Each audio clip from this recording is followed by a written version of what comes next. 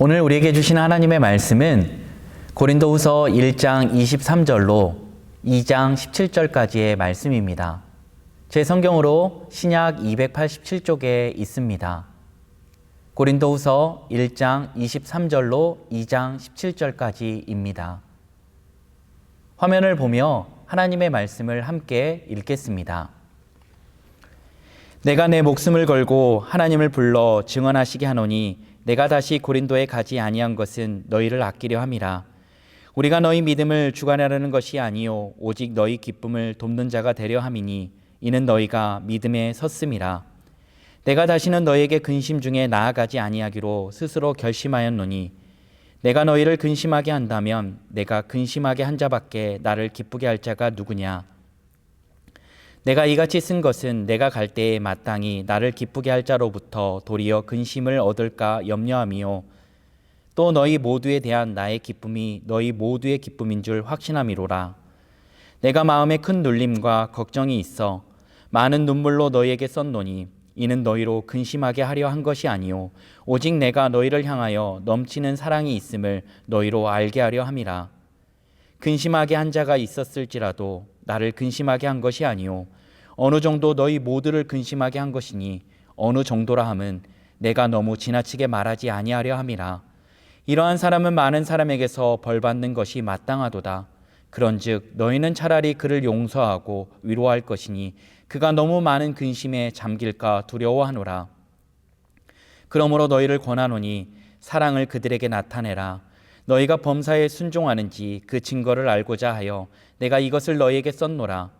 너희가 무슨 일에든지 누구를 용서하면 나도 그리하고 내가 만일 용서한 일이 있으면 용서한 그것은 너희를 위하여 그리스도로 앞에서 한 것이니 이는 우리로 사단에게 속지 않게 하려 함이라. 우리는 그 계책을 알지 못하는 바가 아니로라. 내가 그리스도의 복음을 위하여 드로아의 이름에 주 안에서 문이 내게 열렸으되 내가 내 형제 디도를 만나지 못하므로 내 심령이 편하지 못하여 그들을 작별하고 마게도냐로 갔노라. 항상 우리를 그리스도 안에서 이기게 하시고 우리로 말미암아 각처에서 그리스도를 아는 냄새를 나타내시는 하나님께 감사하노라. 우리는 구원받는 자들에게나 망하는 자들에게나 하나님 앞에서 그리스도의 향기니 이 사람에게는 사망으로부터 사망에 이르는 냄새요 저 사람에게는 생명으로부터 생명에 이르는 냄새라. 누가 이 일을 감당하리요.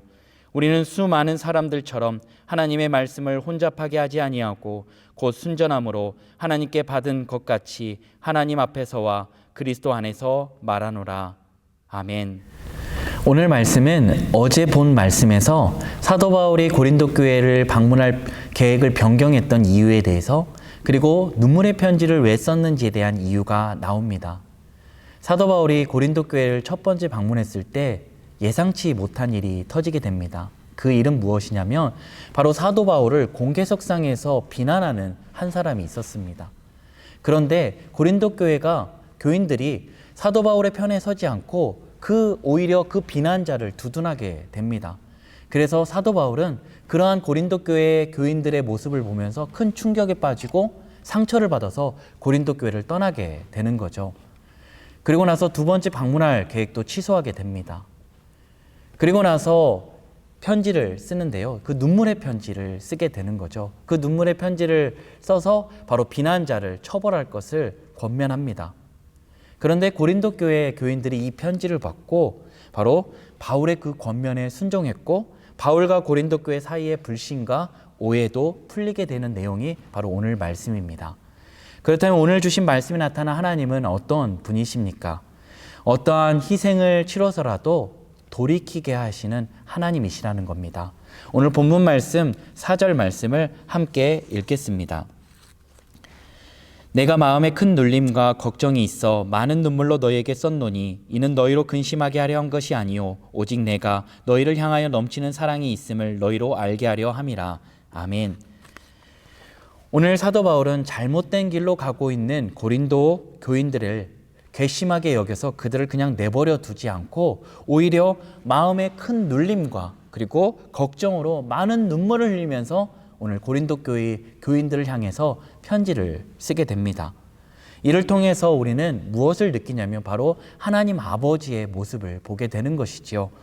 하나님께서도 죄된 본성으로 말미암아 잘못된 길로 가고 있는 우리들을 죽게 내버려 두지 않으시고 끊임없이 많은 믿음의 사람들을 통해서 그리고 많은 믿음의 동역자들을 붙여주셔서 잘못된 길에서 돌이키게 하여 주신다는 겁니다.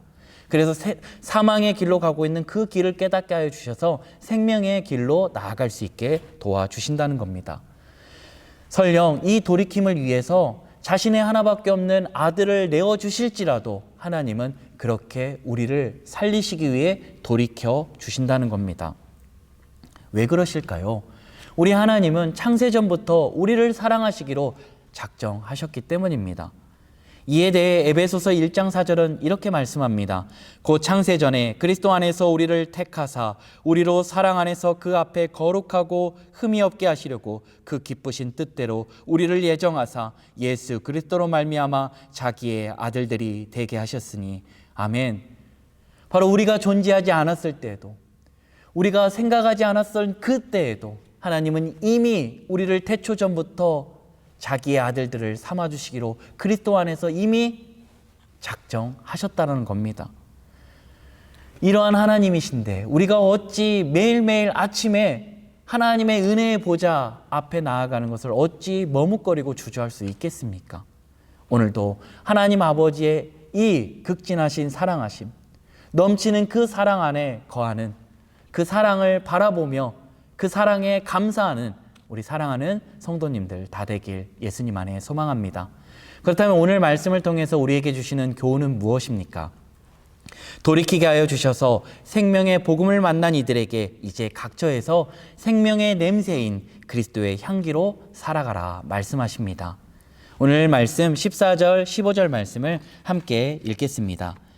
항상 우리를 그리스도 안에서 이기게 하시고 우리로 말미암아 각처에서 그리스도를 아는 냄새를 나타내시는 하나님께 감사하노라.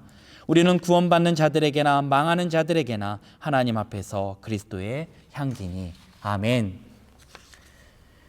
우리는 아무리 맛있는 냄새가 나는 음식이라 할지라도 썩는 순간, 그 악취나는 이제 썩게 되는 순간 그 악취로 인하여 토가 나올 정도로 그 음식을 보게 됩니다. 그래서 그 음식을 1분 1초라도 당장 눈앞에서 치우려고 하게 됩니다.